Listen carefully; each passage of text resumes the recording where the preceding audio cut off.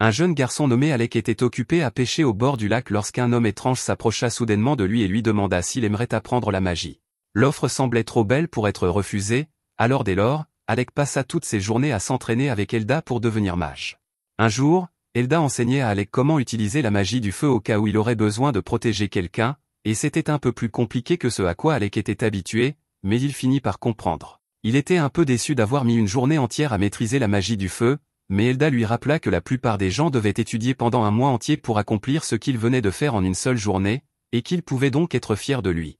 Alec voulait en apprendre davantage, alors il demanda à Elda de continuer à lui enseigner, mais celui-ci répondit qu'ils en avaient fait assez pour aujourd'hui et suggéra plutôt qu'ils aillent pêcher jusqu'à ce qu'il soit l'heure pour Alec de rentrer chez lui. Alec finit par accepter de faire une pause, mais il n'en est pas ravi, car il veut apprendre la magie le plus rapidement possible.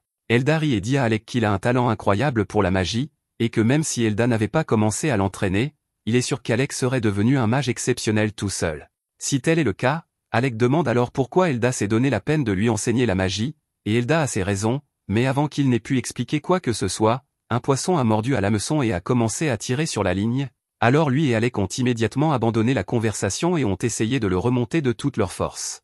Le lendemain, l'entraînement d'Alec se poursuit, et cette fois, Elda lui a apporté un livre de magie à lire, mais pour Alec, c'est plus déroutant que lorsqu'ils ont commencé à ajouter des lettres aux mathématiques, et il lui faut donc un certain temps pour comprendre. Au cours des mois suivants, Elda prend le temps de lui expliquer toutes les formules magiques, et petit à petit, il finit par les comprendre. Cependant, au printemps de l'année suivante, alors que le moment était venu de commencer leur séance d'entraînement habituelle, Elda arrive avec une mauvaise nouvelle. Il dit qu'il doit bientôt quitter la capitale et qu'il ne pourra donc plus former Alec, mais avant de partir, il veut donner un conseil amical à son élève. Avec son talent, Alec pourrait facilement devenir magicien de la cour s'il le souhaitait, mais Elda lui dit que si quelqu'un lui proposait ce poste, il devrait le refuser immédiatement, car cela ne vaut pas la peine. Il se retourna alors pour partir, mais avant qu'il ne s'en aille, Alec avait une dernière question à lui poser: pourquoi Elda avait-il choisi de lui enseigner la magie?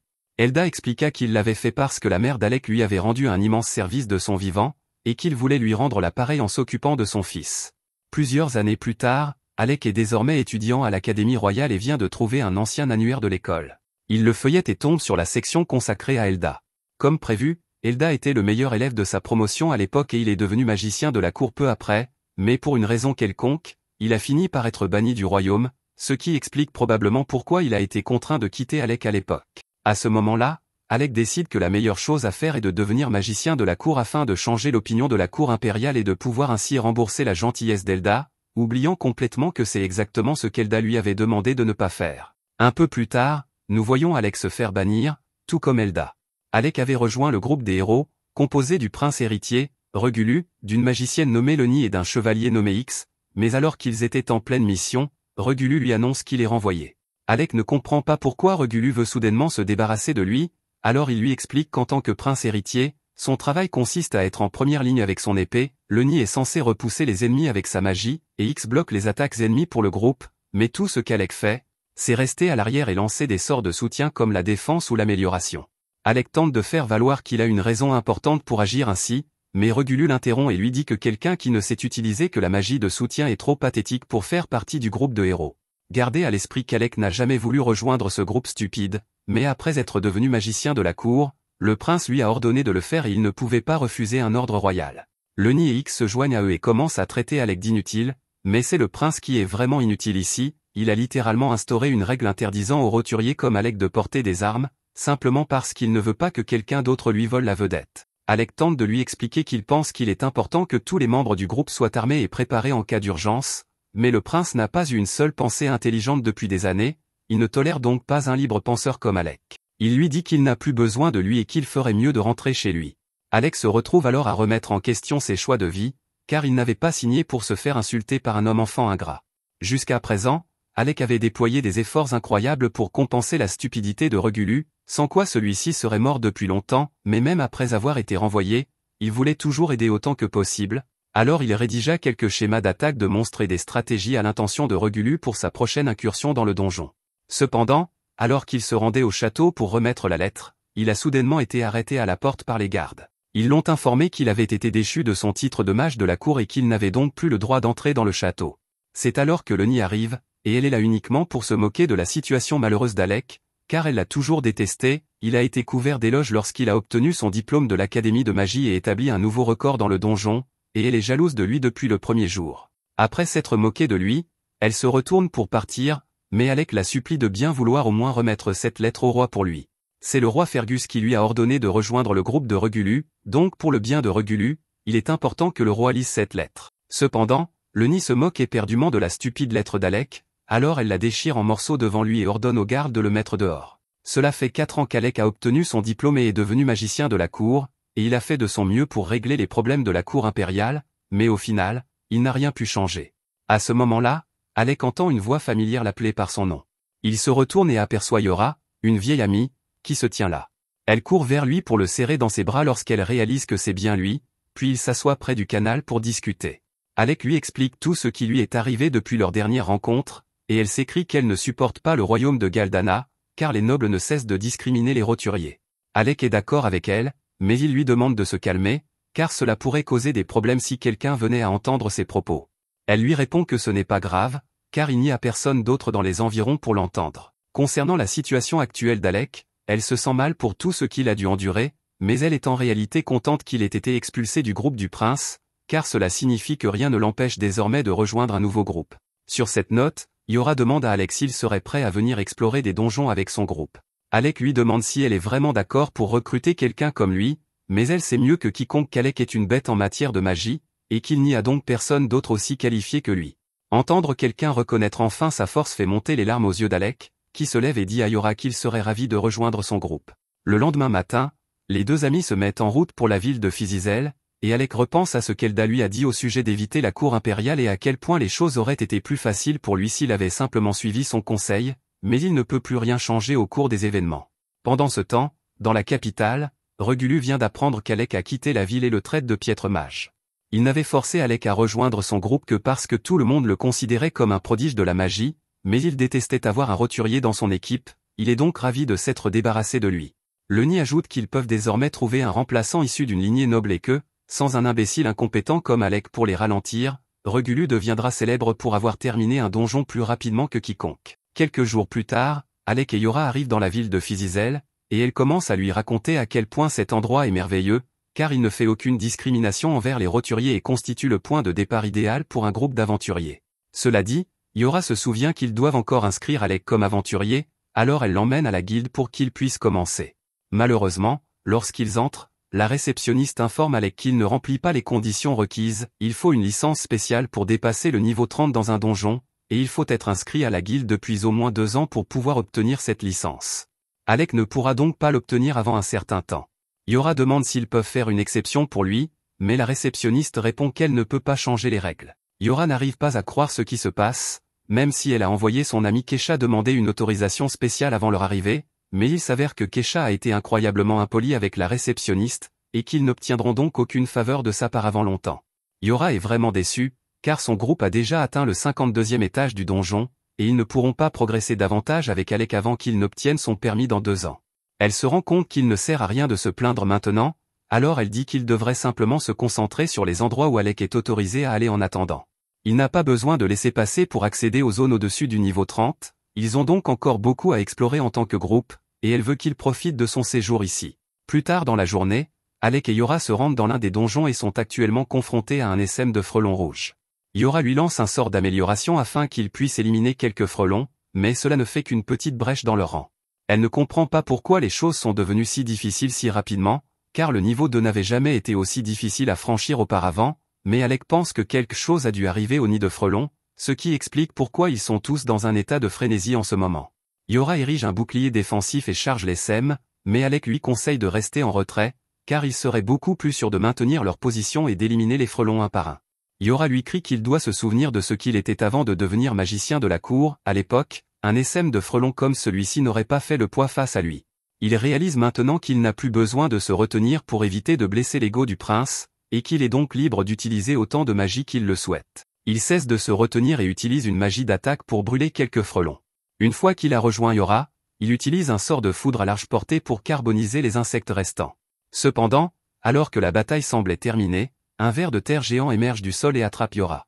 Cette créature doit être la raison pour laquelle les frelons se comportaient de manière si étrange auparavant, et elle va certainement dévorer Yora s'il ne fait pas quelque chose rapidement.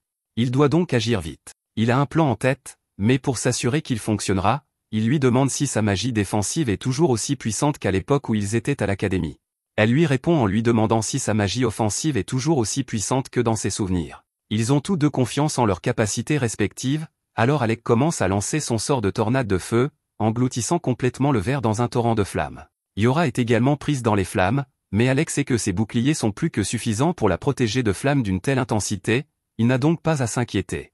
Une fois Yora de retour au sol, elle dit à Alec que sa magie est toujours aussi incroyable qu'avant et qu'elle a hâte de retrouver le reste de l'équipe pour s'amuser comme au bon vieux temps. Avant d'obtenir son diplôme, Alec faisait partie d'une équipe légendaire d'étudiants, composée d'Ornest, le guerrier de génie, de Krasia, l'archer de génie, de Yora, le mage de soutien de génie, et d'Alec, le mage d'attaque de génie. Le jour de la remise des diplômes, il venait de battre le record absolu du donjon en terminant le 68e étage, ce qui leur avait valu les meilleures places au classement de l'académie. Mais alors qu'ils rentraient chez eux à pied et discutaient de leurs projets d'avenir, Alex s'est soudainement arrêté et a annoncé à ses amis qu'il avait en fait l'intention de devenir magicien de cour. Ses amis ont été déçus d'apprendre cela, en particulier Ornest, car si Alec les avait rejoints, ils auraient pu former le groupe d'aventuriers le plus puissant qui soit, mais il respecte la décision d'Alec car il sait qu'il doit avoir une bonne raison. Mais avant de se séparer, Yora fit clairement comprendre à Alec qu'elle n'avait pas renoncé à le recruter et qu'elle lui ferait une offre dès qu'il serait disponible. Cela nous ramène au présent, où Yora accueille officiellement Alec dans le groupe et, pour fêter cela, lui offre un copieux dîner. Cependant, elle ne supporte pas très bien l'alcool, et après une chope de bière, elle devient agressive et peut à peine rester debout. Il ne faut pas longtemps avant qu'elle s'effondre sur sa chaise et s'endorme. Alec utilise alors sa magie pour la couvrir de sa veste afin qu'elle ne prenne pas froid. À ce moment-là, un homme apparaît soudainement derrière lui et dit qu'Alec est terriblement attentionné pour un aventurier. Alec pense qu'il s'agit simplement d'un ivrogne, il décide donc d'ignorer l'homme et se détourne, mais cela agace l'homme, qui balance sa bouteille sur Alec. Le verre se brise sous l'impact, mais Alec a utilisé un bouclier magique pour se protéger et s'apprête à riposter, quand soudain, l'homme l'appelle par son nom et lui dit qu'il est à la hauteur des rumeurs. Il glisse alors un laissez-passer pour le donjon sur la table d'Alec et lui dit qu'il peut considérer cela comme des excuses pour l'avoir testé de manière aussi grossière. Alec était en colère auparavant, mais maintenant, il est simplement confus car il n'a aucune idée de qui est cet homme. Soudain, Yora se réveille de son ivresse et demande à Alec ce que le maître de guilde fait ici. Alec est choqué d'apprendre que cet homme est vraiment le maître de guilde, et celui-ci dit qu'il aimerait voir ce dont l'ancien magicien de la cour est capable en personne, alors il demande à Alec de l'accompagner au centre d'entraînement. Peu de temps après, ils arrivent tous dans la salle d'évaluation, et le maître de guilde se présente officiellement sous le nom de Leviel Stance. Alex se souvient avoir entendu des histoires selon lesquelles Leviel faisait autrefois partie d'un groupe de rang S, il sait donc que le combattre ne sera pas une tâche facile, mais il est tout de même enthousiaste car il pense que c'est l'occasion idéale de perfectionner ses compétences avant de se lancer dans un donjon. Dès le début du combat, Alec lance un éclair sur Leviel, mais celui-ci roule sur le côté et riposte en lançant une vague d'eau sur Alec. Alec se rend compte qu'il ne pourra pas compter sur ses sorts à longue portée ici, il décide donc de se rapprocher et de battre Leviel au corps à corps. Cependant, alors qu'il s'approchait, Leviel avait lancé un sort d'amélioration sur son corps, lui conférant une vitesse et une puissance folles. Il est désormais si rapide qu'Alec peut à peine suivre ses mouvements, et lorsque Leviel décide enfin de frapper, même si Alec parvient à bloquer le coup avec son bouclier, il est tout de même projeté contre l'un des murs. Yora commence à s'inquiéter, mais Alec se relève rapidement et dit qu'il va bien.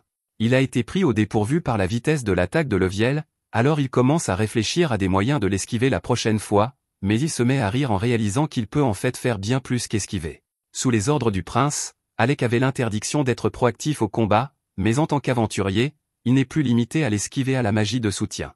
Il enduit sa baguette de magie pour créer une épée et charge vers l'avant. Leviel lui lance alors un autre coup d'eau, mais Alec parvient facilement à le trancher tout en avançant. Leviel est impressionné, mais il ne pense pas qu'Alec sera capable de faire de même avec ses coups de poing, alors il se renforce à nouveau et se précipite vers lui. Cependant, Alec avait déjà préparé une contre-mesure pour l'attaque en charge de Leviel, alors dès qu'il est à portée, il est frappé de plein fouet par le sort Thunderbolt d'Alec, le laissant à la merci d'Alec. Leviel est étonné qu'Alec ait réussi à le toucher, et il comprend pourquoi Yora le félicite si souvent, mais ce test est loin d'être terminé.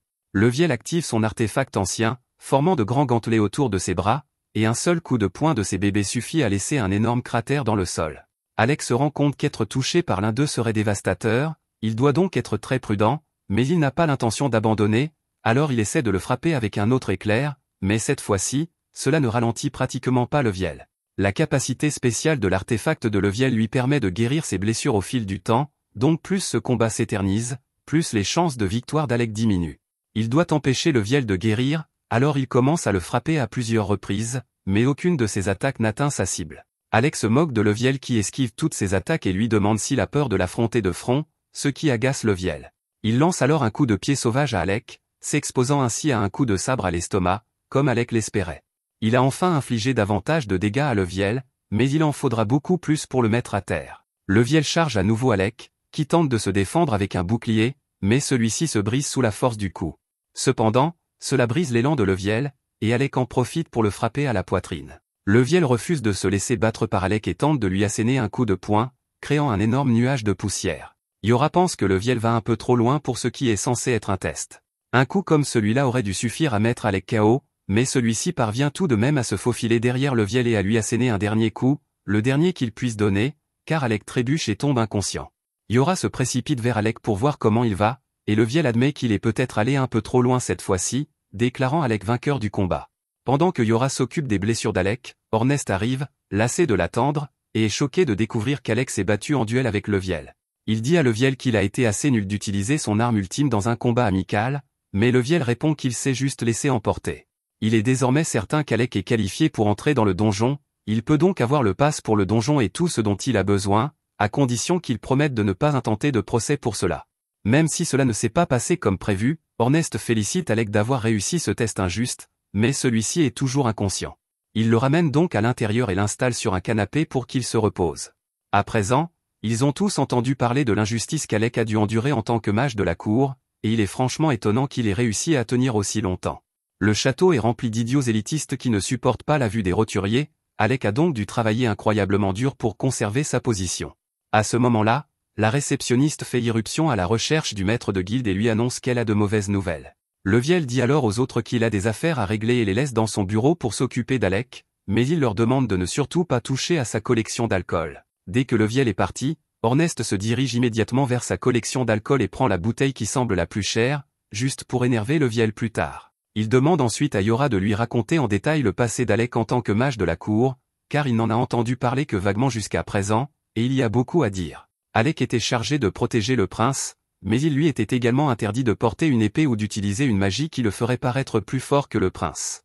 En plus de cela, il était également obligé de porter leurs bagages et de gérer les affaires du groupe, et pire encore, après avoir forcé Alec à n'utiliser que de la magie de soutien, le prince le traitait d'inutile parce qu'il n'utilisait que de la magie de soutien.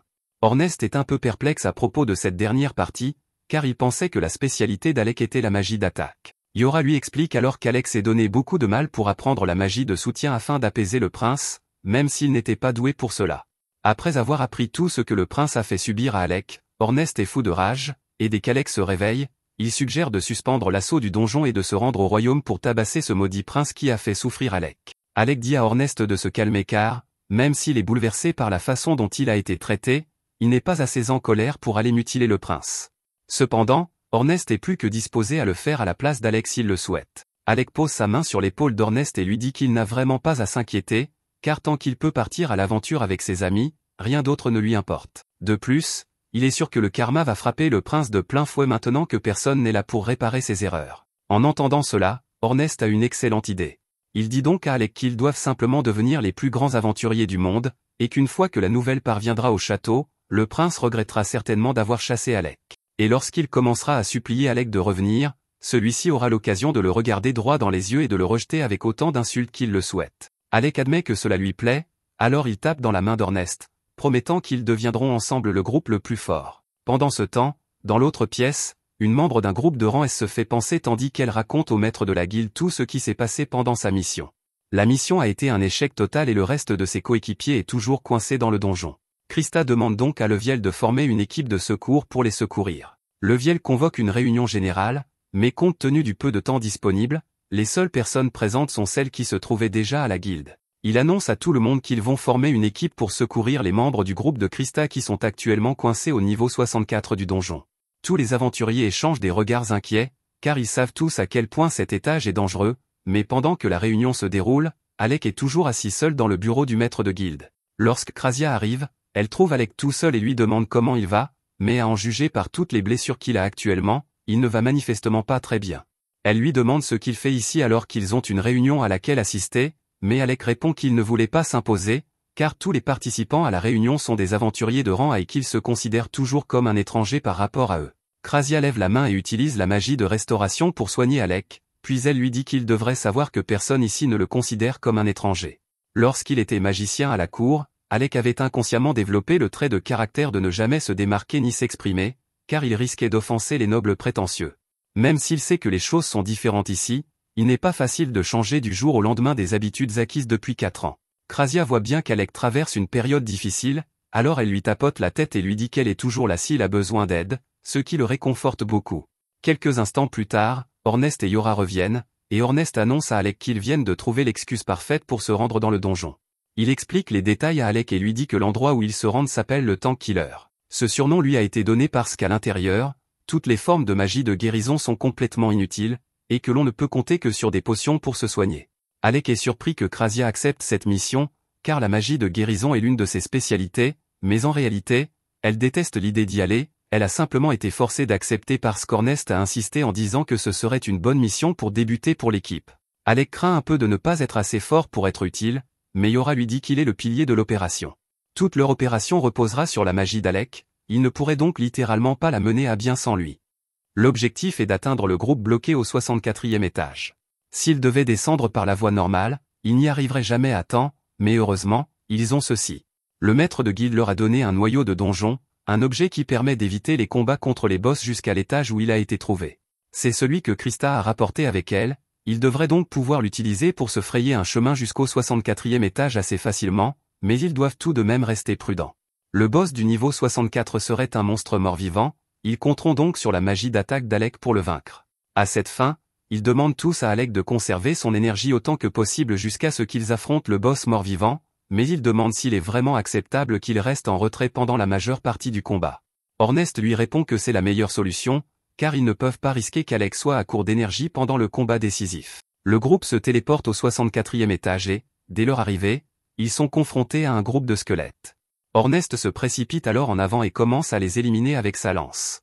Yora demande à Ornest de l'attendre, car elle doit rester à proximité pour lui lancer un sort de défense, mais vu la tournure que prennent les événements, il n'en aura probablement pas besoin. Alec et Krasia traversent lentement le donjon, et il mentionne à quel point il a été surpris d'apprendre qu'Ornest possède un artefact similaire à celui de Levio.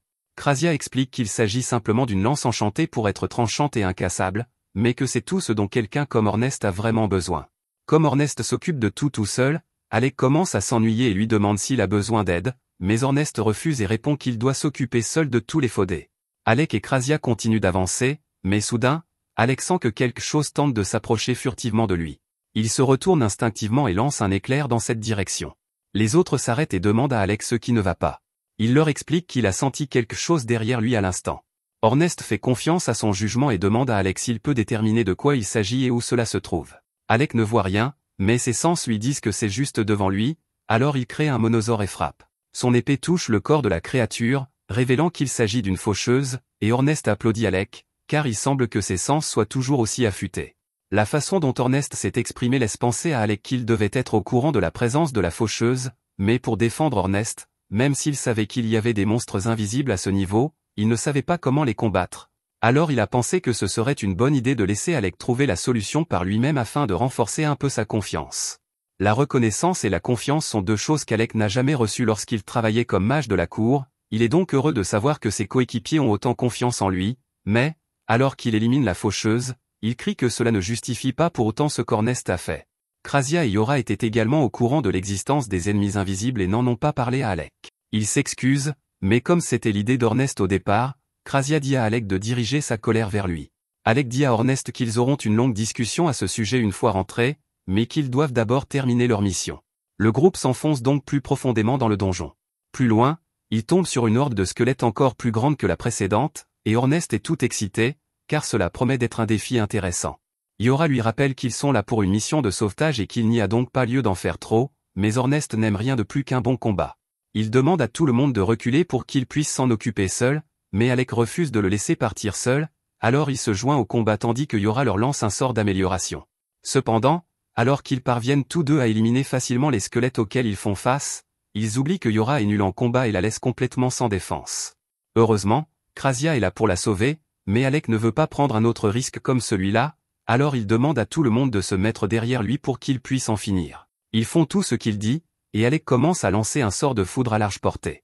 Maintenant que la voie est libre, ils peuvent continuer à progresser dans le donjon, mais avant de partir, Ornest a une question à poser à Alec. Bien sûr, tout s'est bien passé jusqu'à présent, mais il commence à se demander pourquoi Alec utilise autant le sort de foudre. Quand ils étaient à l'école ensemble, Alec utilisait toutes sortes de sorts sympas pour se battre, alors il veut savoir ce qui a provoqué ce changement. Alec repense à toutes les fois où le prince s'est précipité imprudemment dans le donjon sans réfléchir, le laissant nettoyer ses dégâts, et à un moment donné, Alec a dû se rabattre sur l'utilisation de la foudre, car c'était le sort le plus rapide à activer. À ce moment-là, ils entendent tous un bruit terrifiant provenant des profondeurs du donjon, et Yora est certaine qu'il s'agit du boss de l'étage. Ils doivent s'y rendre le plus vite possible, alors ils décident tous de laisser Ornest courir devant, car c'est le plus rapide d'entre eux. Yora lance un sort d'accélération sur tout le monde, et Ornest part en courant, suivi par les autres. Alec ne se lasse pas d'être impressionné par la vitesse d'Ornest, surtout quand Yora lui donne un coup de pouce magique. Au bout d'un moment, ils finissent par rattraper Ornest, mais à leur grande surprise, celui-ci est assis au bord d'une falaise et observe quelque chose en contrebas. Alec regarde en bas et voit un homme poursuivi par les 4 boss, qui supplie Ornest de le sauver, mais Ornest ne semble pas particulièrement intéressé à l'aider. Alec demande ce qui se passe, et Ornest explique que cet homme est vraiment ennuyeux. Il s'appelle Loki et c'est le mage de soutien du groupe qu'ils sont venus sauver, mais alors que la plupart des membres de Rekrma sont des gens bien, Loki a une personnalité exécrable, donc personne ne l'aime. Loki crie sur Ornest et lui dit que s'il meurt ici, il hantera ses rêves pour le reste de sa vie, mais Ornest semble s'en moquer. Tout à coup, Loki trébuche et tombe par terre, alors Alec dit qu'il devrait l'aider car le monstre est sur le point de le dévorer. Cependant, les autres lui disent que Loki n'est en réalité pas en danger, car c'est simplement sa façon habituelle de se battre. À ce moment-là, le monstre marche sur un cercle magique incrusté dans le sol, et Loki affiche un large sourire. L'instant d'après, une colonne de feu jaillit de l'abdomen du monstre, et Alec comprend que Loki a dû piéger le monstre. Les autres le confirment, et même s'ils n'aiment pas ce type, ils ne peuvent nier qu'il est un brillant stratège sur le champ de bataille. Le monstre continue de marcher sur les pièges de Loki, et celui-ci se met à rire de sa naïveté, mais il finit par être à court de pièges avant que le monstre ne meure, se retrouvant ainsi complètement sans défense, et le monstre est sur le point de l'exploser en 1000 morceaux. Cependant, juste avant que Loki ne soit touché, Alec et les autres interviennent enfin pour lui sauver la mise, et Ornest le traîne en lieu sûr pendant que les autres retiennent le monstre. Le monstre tente de frapper Alec, alors Yora crée un bouclier pour le protéger. Immédiatement après, le monstre se retourne et se dirige droit vers Ornest et Loki. Il s'en prend spécifiquement à Loki, car il veut se venger de tous les pièges que celui-ci a tendus, et Ornest ne pourra pas le distancer sur ce terrain. Il fait donc demi-tour et court sous le monstre avant de lancer Loki vers Krasia afin qu'elle s'occupe de lui à sa place. Yora demande à Krasia d'emmener Loki en hauteur pour qu'il soit en sécurité. Pendant ce temps, Ornest, qui n'a plus les mains occupées, est libre de se battre à pleine puissance. Il demande à Yora de lui donner tout le soutien magique dont elle est capable, alors elle se donne à fond et lance tous les sorts d'amélioration qu'elle connaît. Ornest charge directement le monstre et, après avoir esquivé sa première attaque, il saute en l'air et le poignarde juste sous l'œil. Malheureusement, cela ne suffit pas à l'étourdir, et Ornest est projeté au sol. Yora court vers lui pour voir s'il va bien, et juste au moment où le monstre s'apprête à piétiner Ornest, elle dresse un bouclier pour le protéger. Cependant, son bouclier ne tiendra pas longtemps sous un tel poids, alors elle demande à Alec de se dépêcher de lancer son sort. Du haut de la falaise, Loki observe la bataille. Avant, il était trop effrayé pour remarquer quoi que ce soit, mais maintenant qu'il y prête attention, il est surpris de voir qu'Alec est bel et bien de retour. Loki a entendu beaucoup de rumeurs élogieuses à son sujet, il est donc impatient de voir ce dont ce génie légendaire est capable. Au moment même où il prononce ces mots, Alec commence à former plusieurs cercles magiques simultanément. Loki est stupéfait, car lancer 3 à 5 sorts à la fois relève déjà du génie, mais Alec vient d'en créer 20 sans sourciller. Le monstre se rend compte qu'Alec prépare son coup de grâce, alors il se précipite sur lui pour l'en empêcher, mais Ornest ne le laisse pas faire. Une fois qu'Alec a terminé, il lance une série implacable de sorts de foudre pour affaiblir le monstre avant de l'achever avec une explosion concentrée, mais malheureusement, le monstre a réussi à s'écarter à temps pour éviter le coup final. Alec avertit donc tout le monde de se préparer à sa contre-attaque. Ornest appelle Krasia et lui demande de fournir un tir de couverture. Elle pointe donc son arc vers le monstre et le frappe d'une pluie de flèches pour le ralentir. Cela laisse suffisamment de temps à Yora pour utiliser un sortilège de liaison afin de maintenir le monstre en place, et Ornest profite de l'occasion pour lancer sa lance directement dans sa tête. Le monstre a réussi à survivre et tente une dernière attaque contre Alec, mais c'est une erreur de sa part, car Alec dispose du sort parfait pour une situation comme celle-ci. Son maître lui a enseigné ce sort il y a des années, et depuis, Alec est le seul mage capable de le lancer, la magie de réflexion.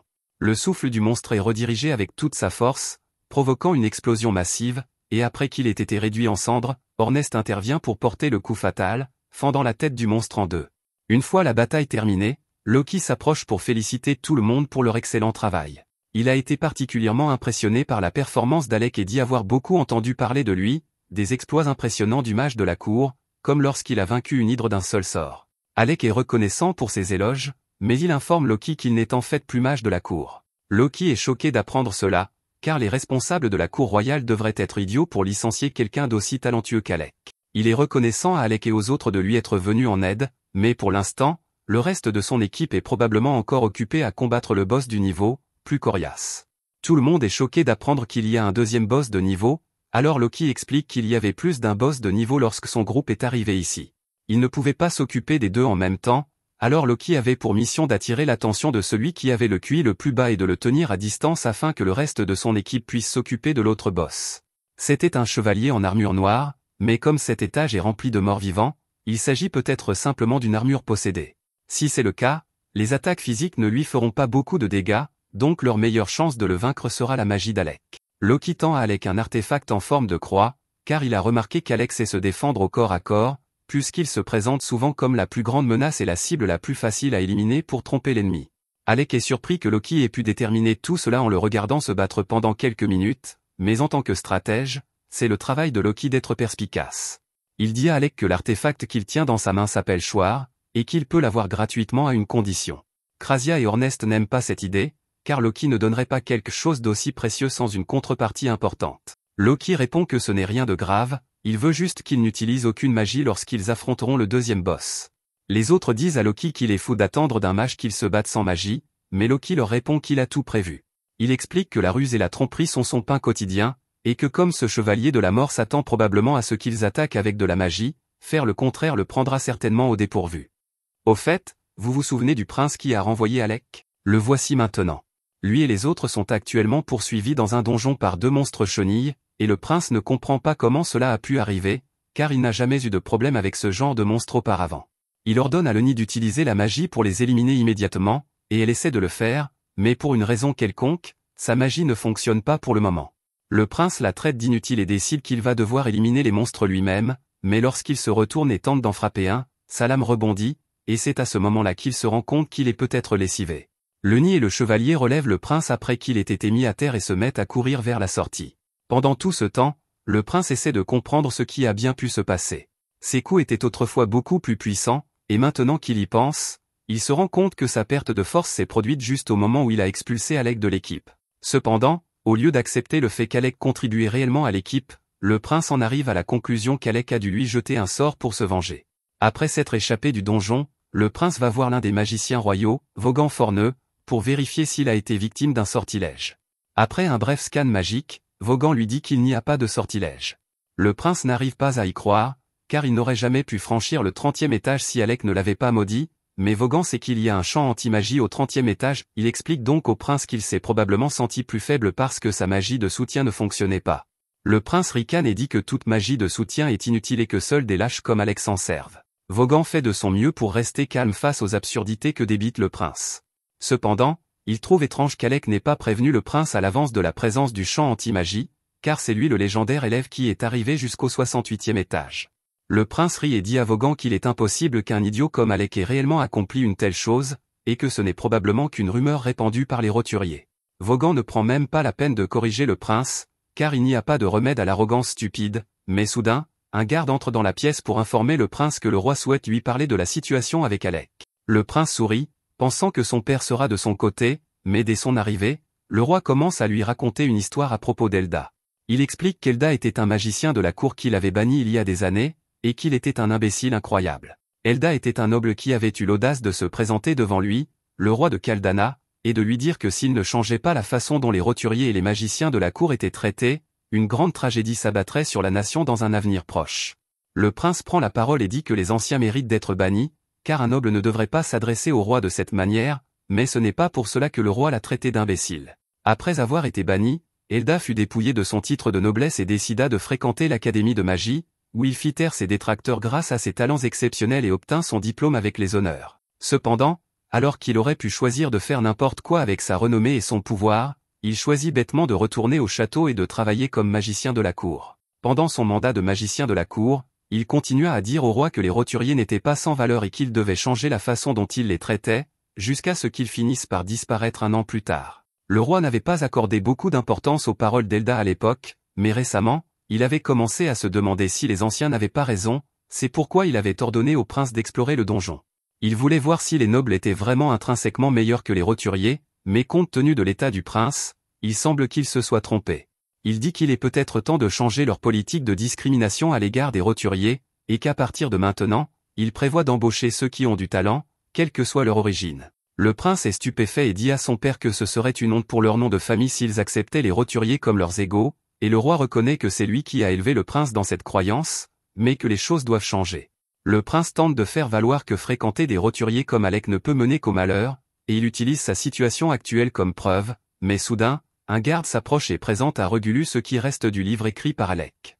Le roi explique qu'avant de partir, Alec avait rédigé un guide complet sur la façon de terminer le 30e étage du donjon pour Régulus, mais que le Nil avait déchiré avant qu'il n'ait pu le voir. Le prince n'en croit pas ses oreilles, alors il dit à son père qu'il ne se sent pas bien et s'excuse.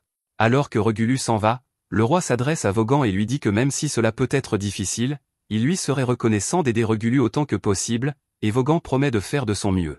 Pendant ce temps, Régulus est en pleine crise mentale, car si Alec était vraiment aussi compétent et talentueux que cela signifie qu'il était le problème depuis le début, et il ne peut pas l'accepter. De son côté, Alec demande à Loki de lui expliquer pourquoi il ne veut pas qu'il utilise la magie contre le boss. Il comprend que les artefacts sont puissants, le boss est censé être immunisé contre les attaques physiques, il ne pense donc pas pouvoir le vaincre avec seulement l'épée. Cependant, Loki dit qu'il ne s'attendait pas à ce qu'Alec le batte avec l'épée. Il veut juste qu'il fasse semblant d'être un combattant au corps à corps afin que le boss ne s'attende pas à ce qu'il utilise la magie. Les autres comprennent le plan, mais Krasia ne comprend pas pourquoi ils doivent se donner tant de mal pour tromper le monstre, alors Loki lui explique que ce boss est tout aussi intelligent qu'eux. Alec a du mal à le croire, et Loki comprend son scepticisme, mais tout ce qu'il demande à Alec, c'est de s'en tenir à l'utilisation de son épée, au moins jusqu'à ce que Loki lui donne le signal. Il accepte de suivre le plan de Loki, et sur cette note, Loki dit à Krasia qu'il a besoin de son aide pour quelque chose. Il faudrait trop de temps pour rejoindre ses amis à pied, il veut donc utiliser la magie de téléportation, mais il n'a pas assez de mana pour la lancer tout seul pour le moment, il a donc besoin de l'aide de Krasia. Les autres paniquent à l'évocation de la magie de téléportation, car il s'agit d'un secret national bien gardé, et le simple fait d'en avoir connaissance pourrait leur causer des ennuis, mais ils n'ont pas d'autre choix, alors ils décident de rejeter toute la responsabilité sur Loki si quelque chose tourne mal. Pendant que Loki dessine le cercle et montre à Krasia comment fonctionne la téléportation, Alec parle à Yora et lui demande si Loki est quelqu'un en qui il peut avoir confiance. Yora lui répond que personnellement, elle n'aime pas la personnalité de Loki, mais que dans une situation grave, on peut absolument compter sur lui pour faire le travail. Elle informe Alec que, par exemple, il y a 2 ans, Loki a coordonné un raid à grande échelle dans un donjon très difficile, et que grâce à sa planification, la mission a été un succès sans aucune perte. Alec décide donc de faire entièrement confiance au plan de Loki, et une fois le cercle de téléportation prêt, ils y entrent tous. Yora est émerveillée, car c'est la première fois qu'elle voit de la vraie magie de téléportation en action, mais il lui explique qu'il s'agit simplement d'une version simplifiée qui les enverra à l'endroit de son choix. Il prévient tout le monde qu'il va les téléporter juste devant le boss, et qu'ils doivent donc être prêts à se battre dès leur arrivée. Loki active alors le cercle de téléportation et, en un instant, ils disparaissent tous de l'endroit où ils se trouvent et atterrissent juste devant les autres membres du groupe de Loki qui combattent le Chevalier Noir. Les deux ont fait de leur mieux pour le repousser jusqu'à présent, mais ils n'ont pas réussi à lui infliger beaucoup de dégâts et ils sont à bout de force. Heureusement, Ornest intervient pour leur donner une chance de battre en retraite. Il affronte le Chevalier, et pendant que celui-ci se concentre sur Ornest, Alec tente de s'approcher discrètement par derrière pour l'attaquer par surprise, mais le Chevalier réagit instantanément et saute en l'air pour éviter le coup. Il charge alors les 2 hommes, et pendant ce temps, Loki et Krasia viennent aider Riwell et Marbel à se mettre en sécurité. L'armure du Chevalier est incroyablement résistante, et à première vue, il semble qu'il n'y ait personne à l'intérieur, mais cela n'a aucune importance pour Ornest. Il court vers le Chevalier pour l'attaquer, et celui-ci tente de sauter par-dessus lui, mais Ornest avait déjà prévu cela, alors il cloue sa cape au sol, donnant à Alec l'occasion parfaite de trancher la tête du Chevalier. Alors que le casque métallique s'écrase au sol, Alec se demande si cela a vraiment suffi pour vaincre le monstre, mais les choses ne sont jamais aussi simples dans ce genre de situation. Le chevalier recommence soudainement à bouger, des dizaines de tentacules effrayants jaillissant de son cou. Il est clair qu'il s'agit d'un cavalier sans tête mort-vivant, et que le monstre qu'ils ont tué plus tôt devait être sa monture. Alec est désorienté et réfléchit un instant, et lorsqu'il reprend ses esprits, il aperçoit le Dullahan dans les airs au-dessus de lui, prêt à frapper. Il lève son épée pour se défendre, mais il parvient à peine à bloquer son attaque. Il est beaucoup plus fort et plus rapide qu'auparavant, et Alec comprend qu'il devait se retenir auparavant, ce qui signifie que le combat va devenir plus difficile à partir de maintenant, mais heureusement, il n'aura pas à y faire face seul. Pendant qu'Alec affrontait le chevalier, Yora lançait des sorts de renforcement sur Ornest, et une fois prêt, il se jeta en avant et frappa le chevalier de toutes ses forces, donnant à Alec une chance de le repousser. Alec n'en revient pas de la résistance de l'armure de cette créature. Si son épée n'était pas un artefact, elle aurait depuis longtemps volé en éclats sous la force des coups du chevalier. Sans compter que, comme le chevalier est un mort-vivant, peu importe le nombre de coups qu'il reçoit, il se régénère toujours et se relève. À ce propos, le chevalier parvient à ramasser sa tête et à la rattacher à son corps avant de pousser un cri perçant qui désoriente tout le monde. Il cible ensuite Alec et lui assène un coup de pied aussi fort que possible, le projetant en arrière à une vitesse fulgurante, mais heureusement, avant qu'il ne heurte le mur, Yora parvient à utiliser une barrière pour amortir le choc. Elle court vers lui pour vérifier qu'il va bien, et il lui répond qu'il va bien, il ne s'attendait simplement pas à ce que le chevalier soit aussi doué en arts martiaux. Si Yora ne l'avait pas sauvé avec cette barrière, il y a de fortes chances qu'il soit mort à l'instant, alors il demande à Loki combien de temps il doit encore continuer à se battre avec l'épée. Loki est encore en train de se préparer, il dit donc à Alec qu'il va devoir tenir encore 5 minutes. C'est facile à dire, mais il a failli mourir à cause de cette chose à l'instant, et il ne lui reste plus que 3 potions.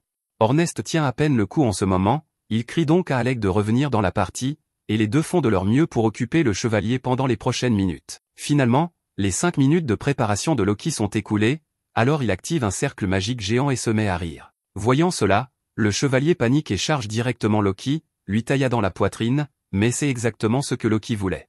On découvre alors que tout cela n'était qu'une illusion et que le cercle magique géant n'était qu'un stratagème pour attirer le chevalier dans un piège. À ce moment-là, de la glace commence à se former sous les pieds du chevalier tandis que le vrai Loki observe depuis le sommet de la tour. Ornest marche alors sur un piège de téléportation mis en place par Loki et Krasia, et il est envoyé juste derrière le chevalier, ce qui lui permet de le pousser en avant juste avant que Marbel ne saute de l'arche avec un coup au-dessus de la tête. Le chevalier parvient à esquiver, mais cela faisait également partie du plan, car Loki avait installé un autre piège de glace pour réduire sa vitesse.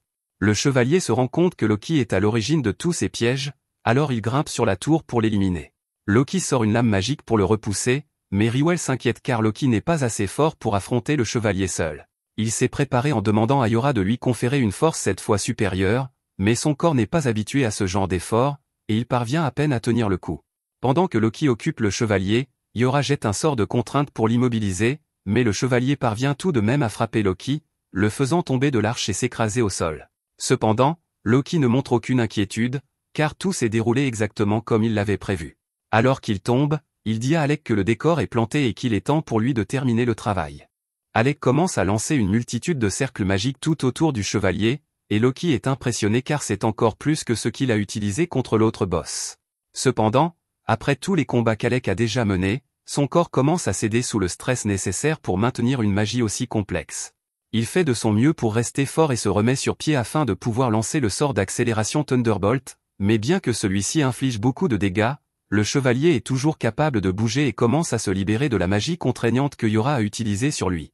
Elle fait de son mieux pour le garder sous contrôle, mais à ce rythme, le chevalier va s'échapper d'une minute à l'autre, alors elle dit à Alec de se dépêcher et d'en finir. Cependant, c'est beaucoup plus facile à dire qu'à faire, car le corps d'Alec est sur le point de lâcher. C'est la deuxième fois aujourd'hui qu'il doit utiliser un sort aussi puissant, et la perte soudaine de mana aurait laissé n'importe qui d'autre dans un état critique. Alec ne fait pas exception, mais il a beaucoup à défendre pour l'instant, alors malgré la douleur, il persévère et termine le processus de lancement de l'un de ses sorts ultimes. Un dragon de foudre se forme, et dès qu'Alec le libère, il vole droit vers le chevalier, le vaporisant au contact et mettant fin au combat. Maintenant qu'il n'y a plus de danger, Alec s'effondre sur le sol, épuisé, et se dit en plaisantant qu'avoir des coéquipiers fiables fait une énorme différence quand on est confronté au danger. Yora s'approche et lui dit que c'est plutôt eux qui ont compté sur lui tout ce temps, car il n'aurait pas pu vaincre cette créature sans lui, et Ornest est simplement heureux qu'Alec ait retrouvé sa puissance habituelle. D'un autre côté, il rappelle à Alec le pari qu'ils ont fait plus tôt, et Alec se souvient qu'avant le début du combat, Ornest avait dit que la première personne à s'évanouir devrait relever un défi, et Alec s'est techniquement évanoui il y a un instant, il est donc pris au piège. Cependant, comme le combat était terminé, Ornest décide d'être indulgent et dit à Alec qu'à partir de maintenant, il n'aura plus le droit de leur cacher quoi que ce soit si quelque chose le tracasse. Que ce soit Ornest, Yora ou Krasia, il veut qu'Alec parle à au moins l'un d'entre eux lorsqu'il a un problème afin qu'il puisse l'aider. Riwell vient remercier Alec et les autres pour leur aide. Marbel veut également le remercier, mais elle est beaucoup plus directe et lui donne un baiser sur la joue, au grand désarroi de Yora.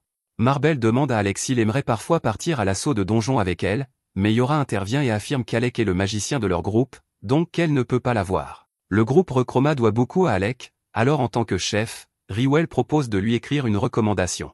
Alec est un peu perplexe à propos de cette recommandation, alors tout le monde lui explique que pour être promu au rang S, il faut avoir une recommandation d'un groupe de rang S et l'approbation du maître de guilde. Cela ne devrait pas être difficile d'obtenir l'accord du maître de guilde, alors Riwell dit à Alec qu'il peut lui laisser le soin de s'en occuper. Après cela, Alec récupère la pierre magique du chevalier, et avec cela, la mission de sauvetage de Rechroma est officiellement un succès sans faille. De retour à la guilde, la réceptionniste félicite Alec pour le succès de la mission et lui dit qu'il est devenu un sujet brûlant au sein de la guilde ces derniers temps. Elle lui demande s'il a pu se reposer pour récupérer après son combat acharné, et Alec répond qu'il est en pleine forme. Elle lui remet alors sa récompense et il s'apprête à partir. Cependant, Leviel l'arrête avant qu'il ne puisse partir et lui annonce qu'il a un visiteur venu du royaume de Galdana. Alec est surpris d'apprendre cela, car il n'a plus aucun lien avec le royaume, mais il décide d'aller rencontrer ce visiteur et trouve Vaughan qui l'attend. De toutes les personnes avec lesquelles Alec a dû traiter au château, Vaughan était en fait un type sympa, alors il s'incline et lui dit qu'il est ravi de le revoir. Cependant, avant toute civilité, Vaughan demande à Alec s'il essayait de faire tuer le prince Regulu, sans l'avertir qu'il était trop faible pour affronter les donjons tout seul. Alec répond calmement en demandant à Vaughan s'il pense que Regulu aurait écouté un seul mot de ce qu'il aurait pu dire, même s'il l'avait averti, et Vaughan se rend compte qu'Alec a raison. Il déteste néanmoins le fait d'avoir été coincé avec ce boulot minable après le licenciement d'Alec, car cela lui fait perdre un temps précieux. Alec demande si cela signifie que Vaughan a été désigné comme magicien remplaçant pour le groupe de Regulu, mais Vaughan répond qu'il ne peut plus vraiment se considérer comme un magicien, car il est plutôt une sorte de babysitter glorifié. Après le départ d'Alec, Regulu a tenté de s'attaquer seul au 30e étage du donjon, mais il a été gravement blessé. Vaughan espérait faire la leçon à Regulu et l'aider à tirer les leçons de son échec, mais au lieu de cela, Regulu a refusé d'accepter sa responsabilité et a exigé que Vaughan l'escorte jusqu'ici afin qu'il puisse affronter Alec. Alec demande si cela signifie que Regulu se trouve actuellement dans la ville, et Vaughan le confirme, précisant qu'il se trouve dans l'arène d'entraînement souterraine au moment où il parle. Alec ne s'attendait pas à devoir à nouveau faire face à Regulu, mais il pense que c'est une bonne occasion de régler définitivement leur compte. Même s'il serait en droit d'ignorer complètement l'existence de Regulu, il décide de descendre et de l'affronter en personne. Alors qu'ils descendent les escaliers, Vaughan lui dit que la seule chose qui motive le prince, c'est son refus de compromettre sa fierté, mais que personnellement, il ne comprend pas pourquoi les nobles tiennent tant à s'ériger en supérieur des roturiers, car cela lui semble être une énorme perte de temps. Alec rappelle à Vaughan qu'il est lui aussi noble, mais qu'il ne s'est jamais vraiment soucié des titres, car tout ce qu'il veut, c'est vivre sa vie comme il l'entend.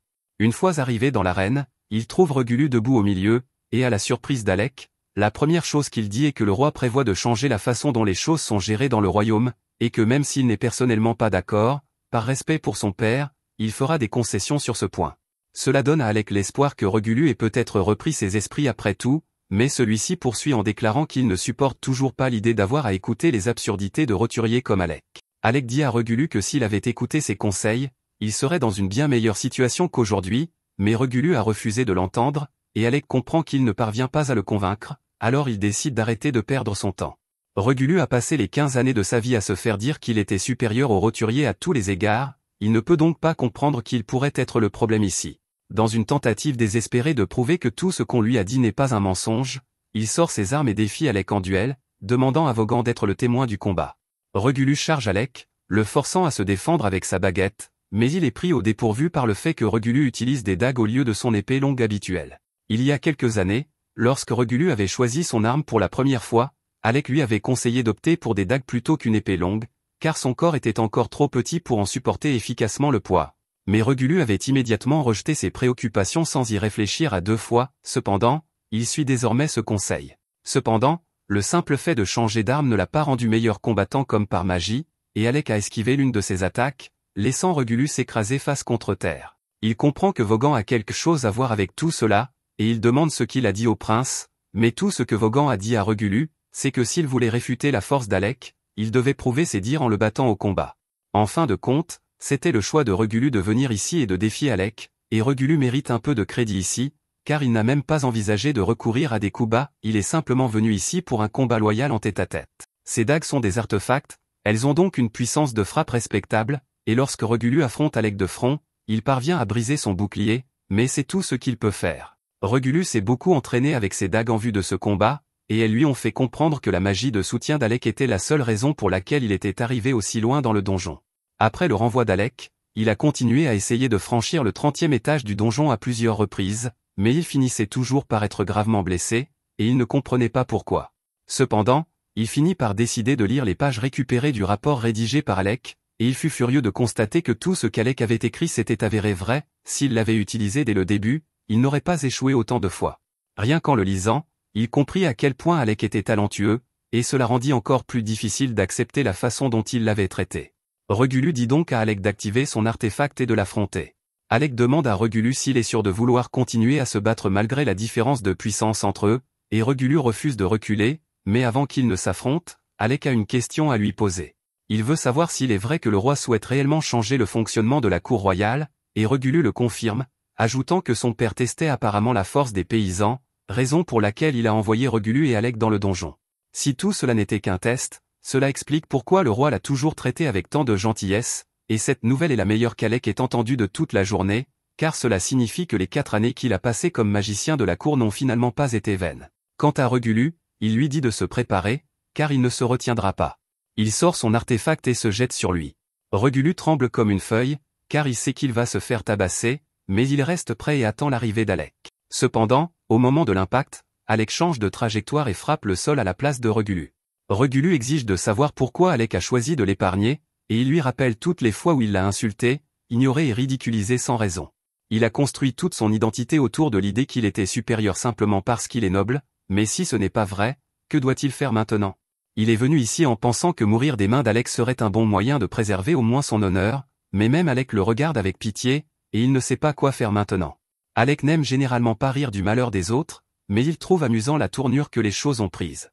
Il est venu ici prêt à se battre contre Regulu, et il était sûr que Regulu lui crierait des insultes, mais il a fini par lui demander des conseils sur la vie, et l'absurdité de la situation a fait réaliser à Alec à quel point tout cela est ridicule, alors il n'est plus en colère. Après avoir réalisé qu'Alec n'était pas en colère contre lui, Regulu s'excuse et dit qu'il est désolé pour la façon dont il l'a traité auparavant. Alec est sincèrement surpris, car il ne pensait pas que Regulu était capable d'assumer ses responsabilités et d'accepter son erreur. Il comprend que Regulu n'a agi ainsi que parce que c'est ainsi qu'il a été élevé, et même si cela ne rend pas son comportement acceptable, comme il est prêt à changer, Alec décide de passer outre et tend la main à Regulu. Regulu tend la main pour saisir celle d'Alec, mais il se retire au dernier moment, car il est encore un peu gêné par toute cette histoire et veut conserver une partie de sa fierté. Il sort ensuite la cape de magicien de la cour qui appartenait à Alec et s'excuse de la lui avoir prise ce jour-là. Il dit à Alec qu'il peut la récupérer s'il le souhaite, et lui remet également une lettre du roi indiquant qu'une place l'attend à la cour royale s'il décide un jour d'y retourner. Alec demande si le roi essaie de lui ordonner de revenir, mais Vaughan lui répond qu'il s'agit explicitement d'une demande et qu'il est libre de refuser s'il le souhaite. Dans ce cas, Alec dit qu'il n'a pas besoin de la cape ni de la lettre, car il est parfaitement heureux avec son groupe et n'a aucune intention de le quitter à nouveau. Regulu accepte la décision d'Alec, mais il souhaite tout de même qu'il garde la cape, car elle lui appartient de droit. Il dit ensuite à Vaughan qu'il est temps pour eux de partir, car il n'a plus rien à dire à Alec, mais alors qu'il s'éloigne, un léger sourire se dessine sur son visage, et il semble qu'Alec et Regulu aient tous deux tiré une certaine conclusion de cette rencontre. Le lendemain matin, Alec retrouve ses amis et leur demande s'ils ont du temps libre aujourd'hui. Yora, Krasia et Ornest répondent tous qu'ils sont libres, alors il lui demande ce qu'il a en tête. Alec leur dit qu'il aimerait qu'ils lui fassent visiter Vissel, car il n'est toujours pas habitué à cet endroit. Mais alors qu'il serait normalement ravi de l'aider, Ornest et Krasia y voient une occasion en or de laisser Yora seule avec Alec.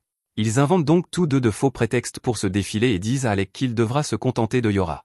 Alec ne remarque rien d'étrange dans le fait que les autres se désistent soudainement, et Yora en rit, mais elle sait que ces deux-là viennent de lui offrir une occasion en or. Cependant, elle la gâche presque immédiatement en demandant à Alec s'il souhaite reporter le rendez-vous, mais il répond que cela lui convient très bien d'être juste tous les deux.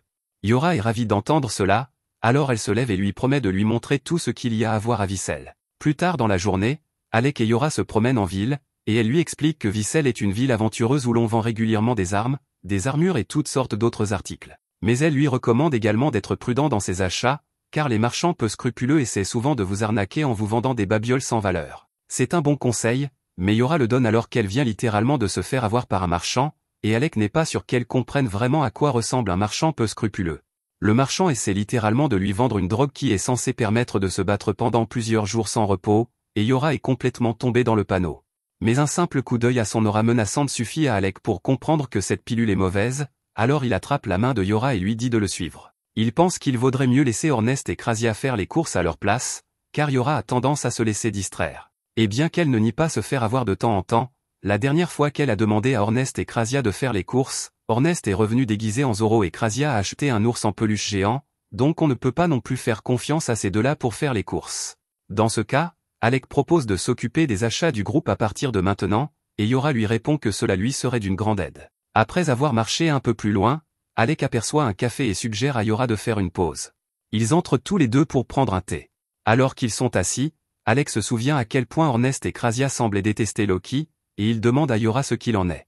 Yora lui répond que c'est une longue histoire et lui explique qu'il y a 2 ans, ils ont croisé un groupe de rangs qui rencontrait des difficultés dans un certain donjon, et qu'ils se sont arrêtés pour les aider. Peu après, Loki et Riwell sont également arrivés pour aider, et ils ont tous fini par travailler ensemble pour vaincre le boss de l'étage. Cependant, pendant le combat, Ornest a été blessé en protégeant l'un des aventuriers de rang A, recevant un jet d'acide dans le dos. Une fois le combat terminé, Ornest a essayé de faire semblant que tout allait bien, mais ses jambes ont lâché sur le chemin du retour, et Loki et Riwell l'ont donc porté jusqu'à la maison. Jusqu'à présent, Loki avait plutôt bien traité Ornest, mais pendant qu'Ornest était inconscient, sa lance n'arrêtait pas de frapper Loki à la tête, alors Loki a fini par craquer et l'a jetée dans la forêt, où elle a disparu à jamais. Yora ne pense pas que Loki l'ait fait par méchanceté ou quoi que ce soit d'autre, en fait, il ne pensait probablement pas que ce serait grave, car la lance était déjà en très mauvais état.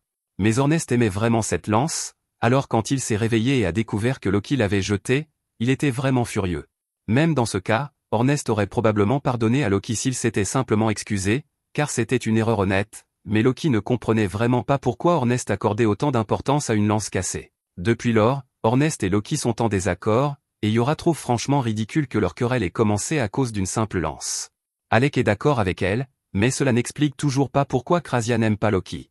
Yora explique alors que Krasia n'a en réalité aucune raison de détester Loki, elle n'aime simplement pas son attitude. Peu après, Alec et Yora se remettent à marcher dans la ville, et Yora rappelle à Alec tout le temps qu'ils passaient à faire du shopping ensemble à Galdana.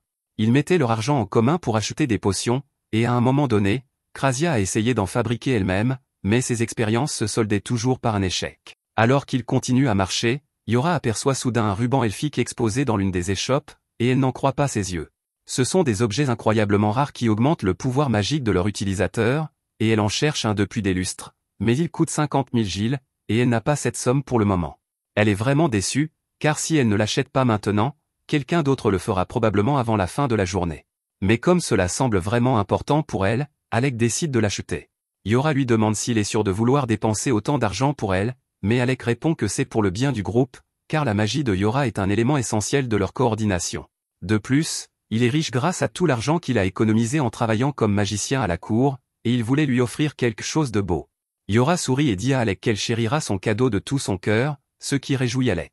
Les deux passent ensuite le reste de la journée à s'amuser ensemble dans toute la ville, et ils terminent en regardant le coucher de soleil depuis la tour de l'horloge.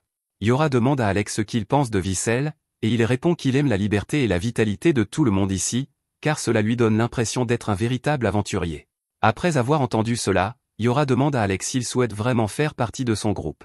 Elle l'a invité à la rejoindre juste après qu'il ait été banni de la capitale royale, et elle a donc l'impression d'avoir profité du fait qu'Alec n'avait nulle part où aller pour le convaincre de la rejoindre. Elle dit à Alec que s'il veut partir, elle ne l'en empêchera pas. Mais il l'interrompt et lui dit qu'il avait effectivement quelque chose à faire à Galdana avant de partir, mais que cela n'a plus d'importance pour lui. À présent, son objectif est de devenir le groupe le plus puissant au monde, comme l'a suggéré Ornest, et il ne pourrait pas y parvenir sans Yora et les autres à ses côtés. Il n'a donc aucune intention de quitter le groupe. Yora est heureuse de l'entendre dire cela, et c'est un changement agréable par rapport à son comportement habituel, car Alec est généralement du genre à garder les choses pour lui. Alec dit qu'il voulait juste lui faire part de ses véritables sentiments, et qu'il a en fait une autre chose à lui dire. Yora rougit, pensant qu'Alec va lui avouer ses sentiments, mais alors qu'elle se penche vers lui, s'attendant à un baiser, il rit et lui explique qu'il est si ouvert à propos de ce qu'il pense parce qu'il a perdu un pari avec Ornest, et qu'il n'a donc plus le droit d'avoir de secret. Yora se rend compte qu'Alec ignore toujours complètement qu'elle l'aime bien, ce qui la met mal à l'aise car elle espérait vraiment qu'il ferait le premier pas frustré, elle se détourne, et Alec ne comprend pas ce qui la dérange tant. Le lendemain matin, Ornest va réveiller Alec et le trouve évanoui dans son lit, entouré d'une pile de livres. Il essaie de le réveiller normalement en l'appelant par son nom, mais comme cela ne fonctionne pas, il retire simplement les draps et lui crie de se réveiller. Il dit à Alec qu'un aventurier se lève toujours à l'aube pour être prêt pour la journée, et Alec comprend cela, mais il ne comprend pas comment Ornest peut avoir autant d'énergie si tôt le matin. Une fois qu'Alec est habillé, lui et Ornest se rendent dans le jardin pour commencer leur entraînement, et ils s'y mettent avec beaucoup d'ardeur, alors Yora leur dit de se calmer un peu avant que l'un d'eux ne se blesse. Cependant, Alec et Ornest l'ignorent complètement et se battent encore plus fort, tous deux désireux de surpasser l'autre. Le combat se termine finalement par la destruction de l'épée d'Alec contre Ornest, mais même si Ornest a gagné, il traite Alec de monstre pour avoir réussi à le suivre malgré son statut de mage. Quoi qu'il en soit, il pense qu'il est temps de passer à la vitesse supérieure, alors il dit à Alec de sortir son artefact afin qu'il puisse continuer à se battre, mais Yora s'interpose et leur dit d'arrêter, car s'il continue, quelqu'un va vraiment se blesser.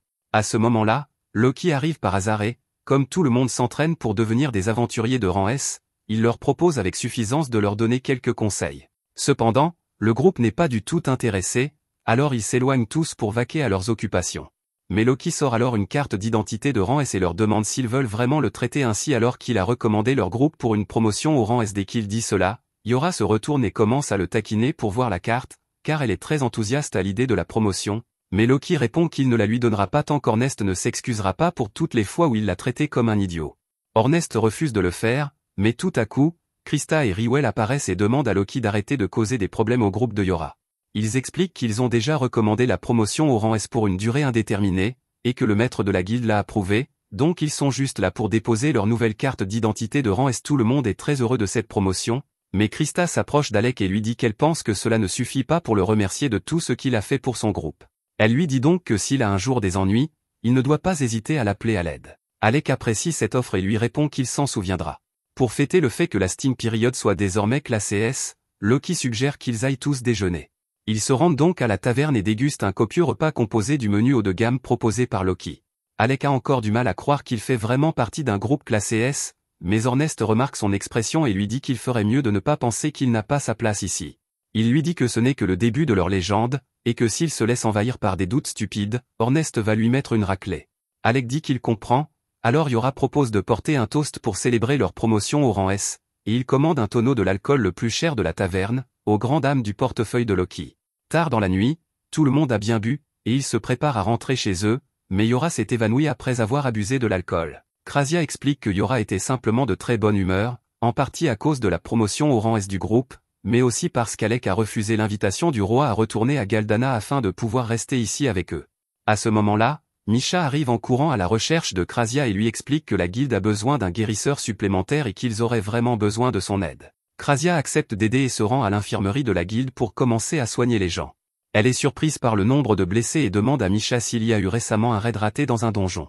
Cependant, Misha lui répond que ces blessures n'ont pas été causées par des monstres, mais par des humains. Krasia est choquée, car c'est la première fois qu'elle en entend parler, mais apparemment, un groupe de criminels s'en prend depuis peu aux aventuriers et se fait appeler la Guilde de l'Ombre. À ce moment-là, le maître de la guilde vient demander l'aide de Krasia, car il a un autre aventurier blessé à soigner.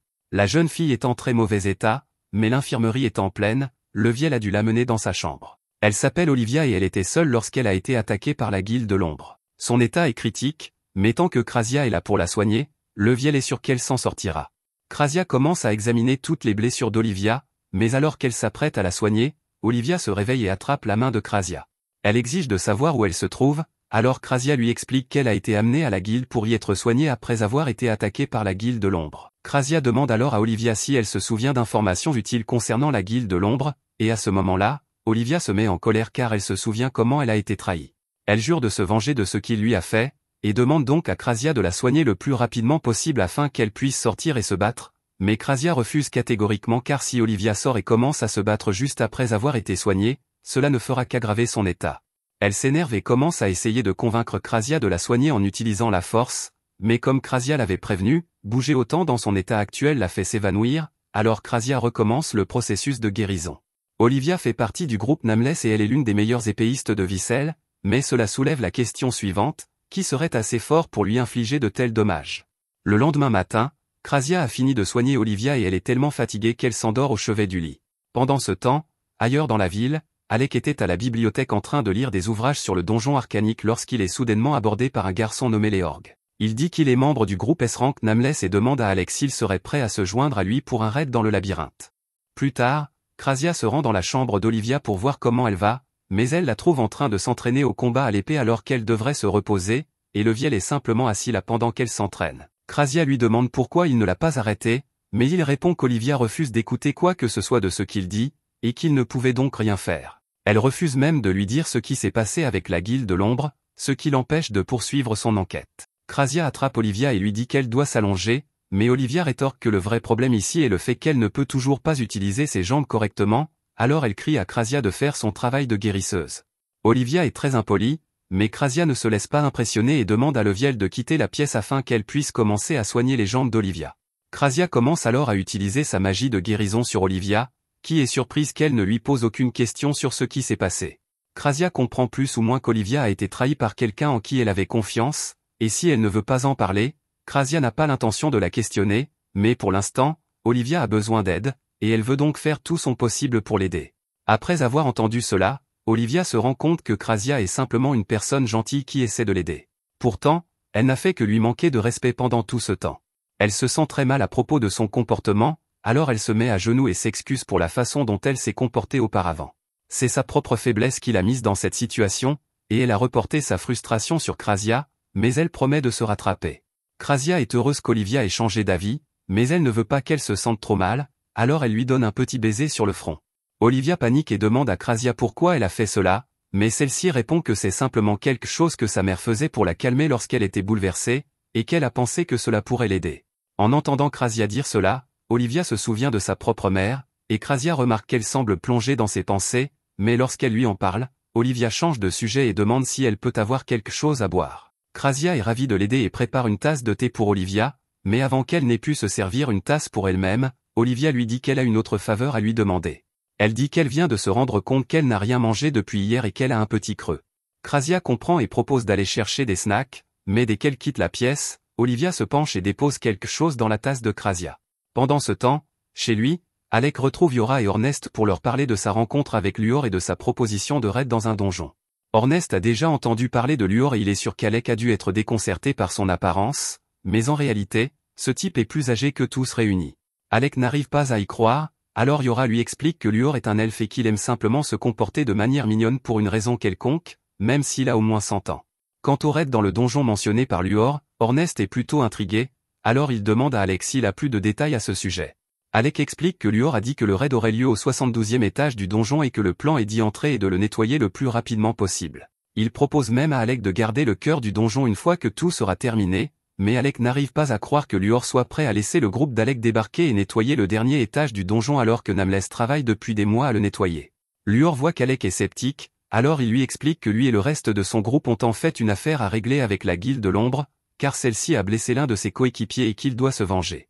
Mais pendant qu'il s'occupe de cela, il ne pourra pas nettoyer le donjon, alors il espère qu'Alec et son groupe s'en chargeront à sa place. Yora pense que c'est une bonne affaire pour eux, mais Ornest se met à crier et dit que c'est beaucoup trop louche. Que le groupe de Nameless renonce à son droit de nettoyer le donjon est une chose, mais qu'il prévoit également de démanteler la Guilde de l'Ombre semble trop beau pour être vrai. Alec reconnaît que cela semble suspect, mais Yora, en revanche, ne pense pas que Luor soit le genre de personne à leur tendre un piège. Certes, il est un peu bizarre, mais c'est lui qui fait fonctionner son groupe, elle doute donc qu'il ferait quelque chose si Sinisté essayait de les piéger. Quoi qu'il en soit, rester ici ne leur apportera aucune réponse, alors Ornest attrape le noyau et dit aux autres que la fille impolie que Krasia soignait hier venait apparemment de Nameless, donc s'ils veulent confirmer l'histoire de Luor, ils n'ont qu'à lui demander. Les autres sont d'accord, alors ils se dirigent tous vers la guilde, mais avant qu'ils puissent entrer, Misha arrive en courant, paniqué, et les bouscule. Il lui demande si quelque chose ne va pas, et Misha leur apprend qu'il est arrivé quelque chose de terrible à Krasia, c'est pourquoi elle était si pressée de trouver de l'aide. Le groupe entre et trouve Krasia appuyée contre le mur, à peine capable de tenir debout, alors ils se précipitent vers elle pour voir comment elle va. Krasia leur dit qu'elle va plutôt bien, mais qu'elle a été droguée plus tôt, et qu'à son réveil, Olivia avait disparu. Il ne faut pas être un génie pour comprendre que c'est Olivia qui a drogué Krasia, mais Krasia est toujours très inquiète car elle pense qu'Olivia est peut-être retournée dans le labyrinthe pour se venger. Orneste lui demande pourquoi il devrait s'inquiéter si Olivia veut risquer sa vie pour se venger, alors Krasia explique que les blessures d'Olivia ne sont pas encore complètement guéries et qu'elle n'est donc pas en état de se battre. Orneste comprend cela, mais il ne comprend toujours pas pourquoi il devrait s'inquiéter, car en fin de compte, c'était la décision d'Olivia, et elle se trouve être la plus forte épéiste du royaume, il doute donc que la guilde de l'ombre puisse réellement la vaincre. Orneste a peut-être raison au sujet de la force d'Olivia, mais Krasia se souvient qu'elle a mentionné un traître, et elle ne pense donc pas que la guilde de l'ombre ait pu la vaincre seule. Il doit y avoir quelqu'un d'autre qui l'attend dans le donjon, quelqu'un qui est assez fort pour avoir laissé la meilleure épéiste du royaume dans un état critique, et Krasia ne va pas rester les bras croisés et la laisser se faire tuer, même si cela ne la concerne pas. Elle dit qu'elle ira seule si les autres ne veulent pas l'aider, mais alors qu'elle franchit la porte d'entrée, elle se rend compte que les autres la suivent. Ils disent qu'ils ne peuvent pas laisser Krasia affronter seule le danger du donjon, donc si elle tient tant à sauver Olivia, ils l'accompagneront. Ils se dirigent tous ensemble vers l'entrée du donjon labyrinthique, mais Orneste n'a vraiment pas envie d'affronter le labyrinthe. Alec lui demande pourquoi, et Yora explique qu'il y a des tonnes de pièges de téléportation disséminés dans tout le donjon, ce qui rend la navigation difficile. Marbel ajoute qu'il est courant que les groupes se séparent à l'intérieur, et que tout le monde doit donc être extrêmement prudent. C'était un avertissement utile, mais le groupe n'a aucune idée de ce que Marbel fait ici. Elle leur dit qu'elle a entendu dire qu'Olivia s'était enfuie pour échapper à la culpabilité et qu'elle retournait dans le donjon, alors elle est venue ici dans l'espoir de rattraper Olivia avant qu'elle n'y entre, mais elle est arrivée trop tard, c'est pourquoi elle veut se joindre à leur groupe. Elle explique que Luor lui a également demandé de se joindre au raid pour remplacer les compétences d'Olivia, car elle est également une épéiste de rang S, mais la principale raison pour laquelle elle a accepté de venir est qu'elle voulait voir de plus près la magie incroyable d'Alec. Cependant, Yora n'est pas d'accord alors elle repousse Marbel et lui dit que contrairement à Namless, ils ont déjà mis en place une dynamique d'équipe et qu'ils ne veulent pas la gâcher. Alec demande à Orneste de quoi parle Yora, alors il explique que même si Namless est un groupe, les membres de l'équipe agissent plutôt comme des aventuriers solitaires. Luor a réussi à les convaincre de se réunir, mais la plupart d'entre eux préfèrent partir à l'aventure seuls, et lorsqu'ils ne sont pas en train d'explorer des donjons, ils se moquent complètement les uns des autres. Olivia, par exemple, déteste que d'autres personnes se mêlent de ses affaires, c'est pourquoi elle refuse l'aide de quiconque et peut parfois paraître impolie, mais Marbel sait qu'au fond, c'est une bonne personne. Marbel avait l'habitude de traîner avec Olivia chaque fois qu'elle s'entraînait, et au début, Olivia essayait de se débarrasser d'elle en lui disant qu'elle préférait être seule et en lui expliquant que la seule raison pour laquelle elle avait rejoint Namless était parce qu'elle avait besoin d'un groupe pour explorer les donjons, mais cela ne fit que renforcer la détermination de Marbel. Comme Olivia n'avait aucun attachement à son équipe actuelle, Marbel lui a demandé si elle voulait faire un raid dans un donjon avec elle, et Olivia a accepté. Depuis, elles sont devenues de bonnes amies. Marbel ne les forcera pas à l'emmener si cela leur cause des désagréments, mais elle est très inquiète pour Olivia, alors elle leur demande de faire tout leur possible pour la sauver. Avant que le groupe ne s'engage dans le donjon, Orneste lance un bracelet à Alec et lui dit de le mettre, car c'est leur arme secrète pour le donjon. Alec n'a aucune idée de ce que fait le bracelet, mais il fait confiance à Orneste, et ils entrent tous ensemble, mais avant d'aller trop loin, Krasia a l'intention de mettre en place son propre cercle de téléportation, afin que si quelqu'un tombe accidentellement dans un piège de téléportation, il puisse facilement se téléporter à cet endroit. Orneste est impressionné par la façon dont Krasia a si bien réfléchi à la situation, alors il commence à lui tapoter la tête, mais Krasia n'aime pas être traitée comme une enfant, surtout par Orneste, alors elle arrête ce qu'elle est en train de faire et lui donne un coup de pied si violent qu'il est projeté en l'air. Malheureusement, il atterrit directement dans un piège de téléportation, et quand Alec tente de sauver Orneste, il marche lui aussi sur un piège de téléportation. Orneste et lui sont donc envoyés à un endroit aléatoire dans le donjon, et c'est en quelque sorte la faute de Krasia. Alec n'a aucune idée de l'endroit où il se trouve, mais il est entouré de dizaines de monstres, il va donc devoir se battre seul pour s'en sortir. Alors que les monstres se précipitent sur lui, il lance Thunderbolt à plusieurs reprises pour les éliminer avant qu'ils ne s'approchent trop près. Cependant, l'un d'eux parvient à se faufiler derrière lui, mais avant qu'il ne puisse attaquer, il est fauché par une des flèches de Krasia. Alec est soulagé de revoir Krasia, mais il se demande comment elle a réussi à le retrouver si rapidement. Elle lui explique que c'est grâce au bracelet qu'il porte. Il s'agit d'un anneau de Möbius, et lorsque deux personnes portent une paire assortie, cela les empêche d'être séparées l'une de l'autre. Cela signifie que peu importe le nombre de fois où Alec est téléporté, l'anneau envoie automatiquement Krasia au même endroit que lui, il n'y a donc aucun risque qu'ils soient séparés. Yora et Orneste ont l'autre paire, ils devraient donc pouvoir se débrouiller où qu'ils soient. Cependant, du côté d'Orneste et Yora, les choses ne semblent pas très bien se passer puisqu'ils sont poursuivis par des dizaines de monstres. Orneste est peut-être capable de s'en sortir seul, mais Yora n'a aucune capacité de combat. Elle crée donc un pilier de terre pour empêcher les monstres de l'atteindre, et Ornest saute pour s'occuper des monstres. Elle lui donne également un léger bonus d'endurance et de vitesse afin qu'il ne s'épuise pas trop pendant le combat. Grâce à ce coup de pouce, Ornest est capable de passer devant tous les monstres les plus faibles et de trancher la tête du plus gros en un instant. Tous les petits monstres prennent peur et s'enfuient après l'avoir vu faire, et Ornest est un peu déçu car il espérait les utiliser pour s'échauffer. Yora descend et dit à Ornest qu'il a fait un travail incroyable en s'occupant de ces monstres, et il adore tous ses compliments, mais alors qu'ils marchent, ils finissent par tomber sur les restes du boss de l'étage. Yora n'en croit pas ses yeux, car on dirait que quelqu'un a vaincu le boss d'un seul coup d'épée, et elle ne voit personne d'assez fort pour accomplir un tel exploit, mais Ornest sait qu'il n'y a qu'une seule personne capable d'une telle prouesse, et c'est Méléadial, la maître épéiste. Pendant ce temps, ailleurs dans le donjon, le chef de la guilde de l'ombre dit à Méléa à quel point il est impressionnant, car non seulement il a réussi à vaincre le boss instantanément, mais il a également battu à plate couture cette épéiste de rang S, Olivia de Namless. Méléa répond que s'il a réussi à battre Olivia aussi facilement, c'est uniquement parce qu'il la connaît et qu'il sait comment elle se bat.